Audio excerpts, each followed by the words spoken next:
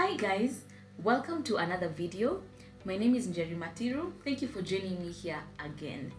So last video I shared some lessons that I've learned as a first time mom, and this time around I thought to switch it up a bit, and I'm going to be interviewing my husband just to hear the lessons that he has learned as a first time dad. You know, sometimes when we think about parenthood, we think about it, you know, in terms of mothering and womanhood and all that. But now I want to look at this other end of the spectrum. How is it like being a dad? What goes through the minds of men? Because when a mom is born, a dad is born as well. So if you're new here, kindly subscribe. If you haven't subscribed, please subscribe. Hit the notification bell to be notified every time I put up a new video. Be sure to share this video and to like. Karibu. The moment you found out you were pregnant, what went through your mind? Well, I've never understood that statement of we were pregnant, because as far as I know, you are the one who was pregnant. But it was a mixed... I had mixed feelings because I didn't know how to react. The first thing that came to mind is pressure. Your life might change from, like, in 9 months time. In fact, during the pregnancy, your life will change in a nutshell.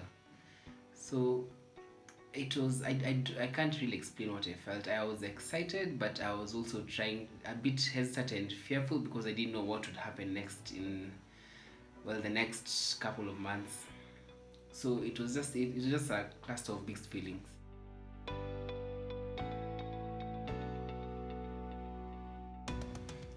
Now, what hit me when I realized that we are pregnant is a baby usually comes with so many expenses as far as what I've seen and had seen at that time, and what I had just basically grown up knowing.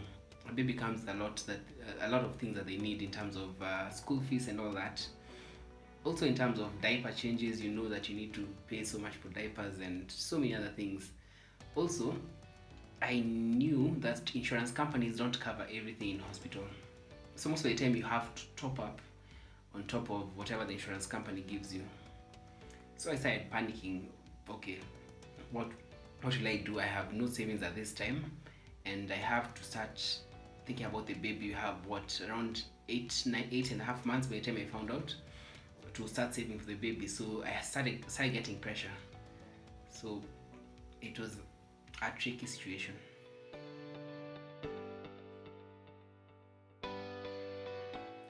As the due date was approaching, I had a lot of pressure and fears, let's say that. First of all, as you remember, we had moved you to the living room because you couldn't sleep in the bed because it was a bit too flat, so we had to elevate you because as it's the third trimester, the baby was like all up in you, occupying a lot of space. Exactly. So first of all, since I was afraid that you might start choking at night or something might happen to you, I had a lot of pressure, and I kept waking up to check if you're okay. When you were sleeping, actually, I don't know if I told you this, but I used to always just come there and listen to you breathing. Then I'm like, you're okay, because if you're okay, the baby's okay. But yeah, so I wanted both of you to be perfectly fine. So that one really put me on the edge. Also, in terms of, actually, the thing that I thank God about was it was during quarantine, so we were home together. So I was able to monitor you during the whole day and at night. And also, I knew that in case we have to run to hospital, there's not much traffic because not many guys were traveling or moving around at that time. Yeah. So I was always checking to see if you're okay. Always, I remember even as the third trimester was ending, we got the app just to check on the Braxton Hicks. We kept researching, seeing. Actually, we went to get extra X-rays just to make sure that you're okay. Ultrasound, you mean? Oh yeah, ultrasound. It's the same thing. Seeing tumbo inside. No. Anyways, but basically we were trying to make sure that everything is okay with you and the baby. So it really put me on the edge. So we are in the delivery room. The baby has come. What is going through your mind at that point? Well, the first thing that went through my mind is to make sure the baby is okay, because I remember I was okay, we were shown the baby, and then I went back with the doctor, I don't know, doctor or nurse, I don't know. yeah, I can't remember. But anyways, we went back with him, checked on the baby, he checked the weight, I was even counting the number of fingers and toes that the baby has, just to make sure the baby is okay. And also, the most important thing, I was marking his face just in case, because we've had stories of babies being switching of babies in hospitals. So actually that one made me panic a bit. So again, we leave that delivery room. I'm taken to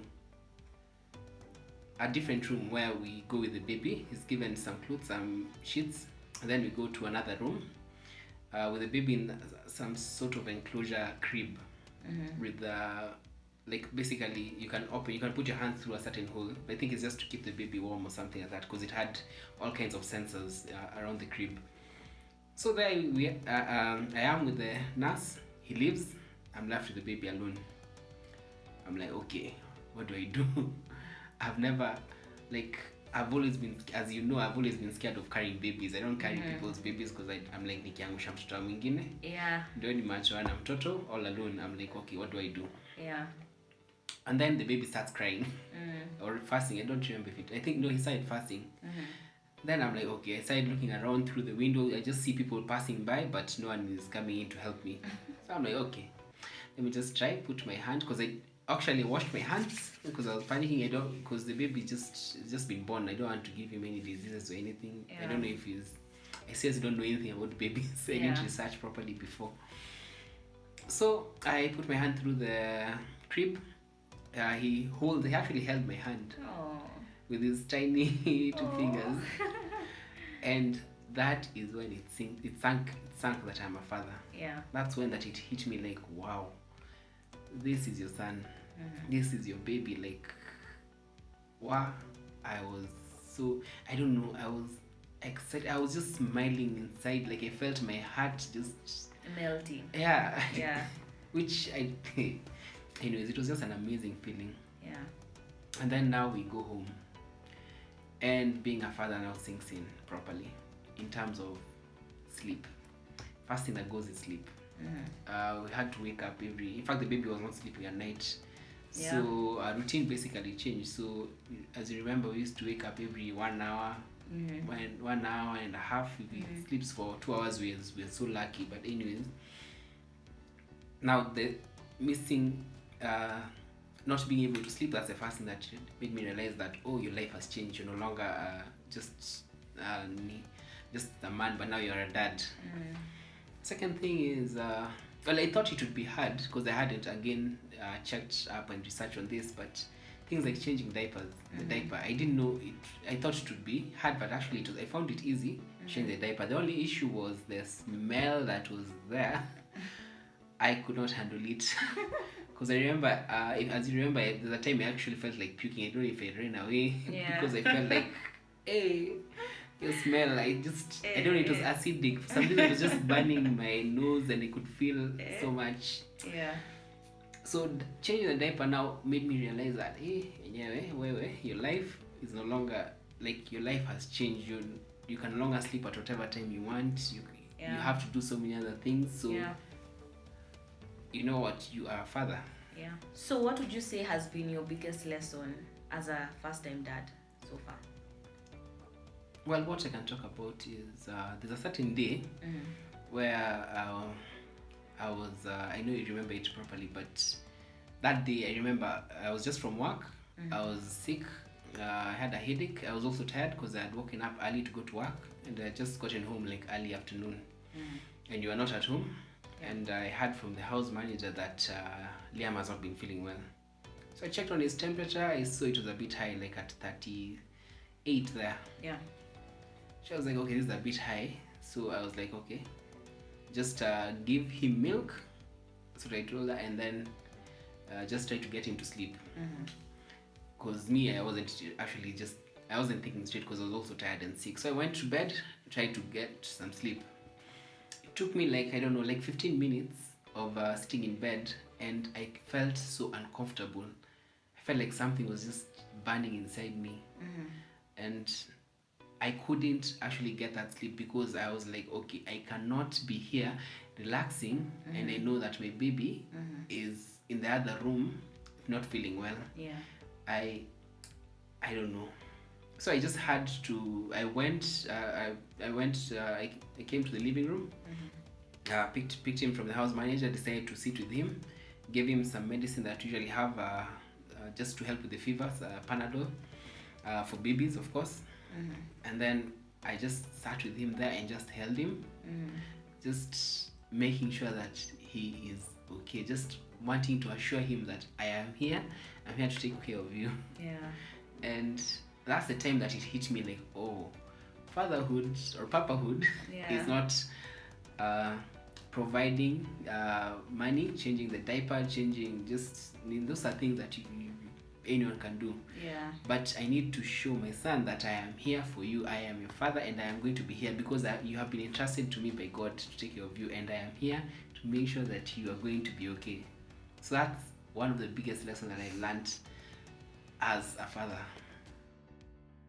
What would you tell a first-time dad like you, or someone who's yet to be a dad, or is going to be a dad soon? What would you tell them?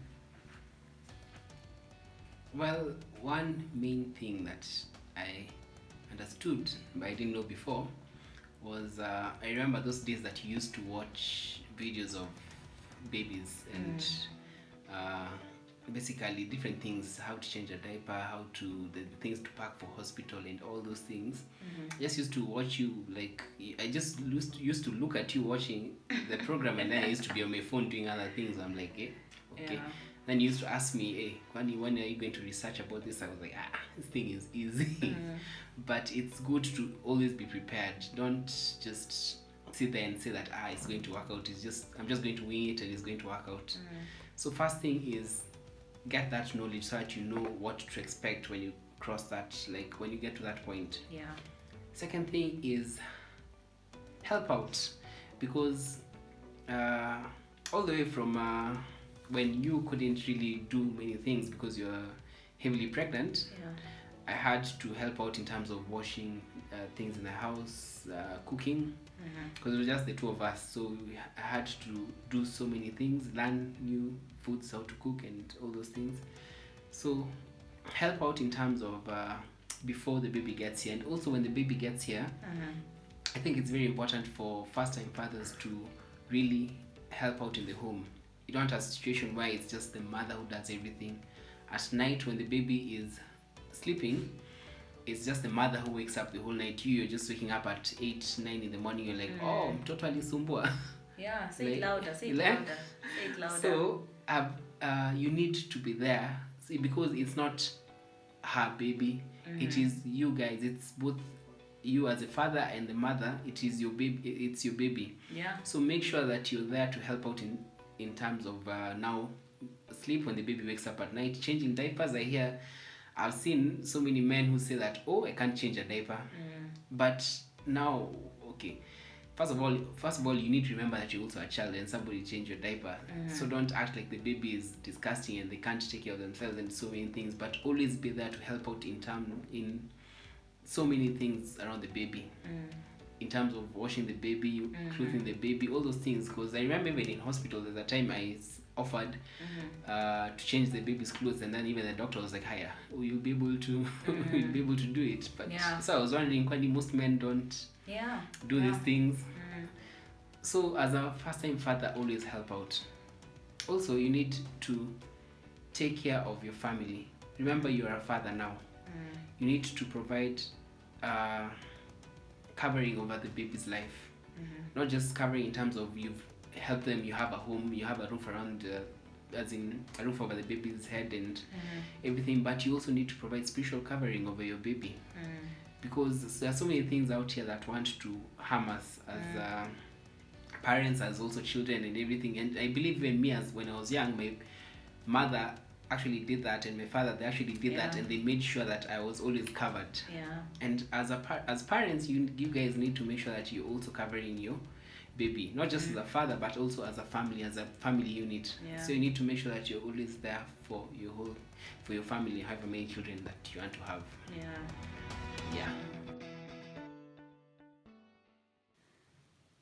Take 4. Hi guys.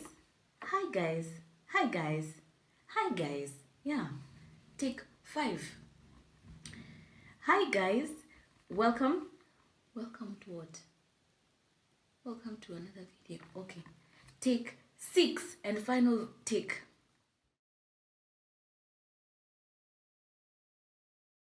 Kindly share if you're new. Kindly share with people that.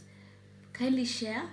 Subscribe if you haven't. Hit the notification bell so that you can be notified every time I put up a new video.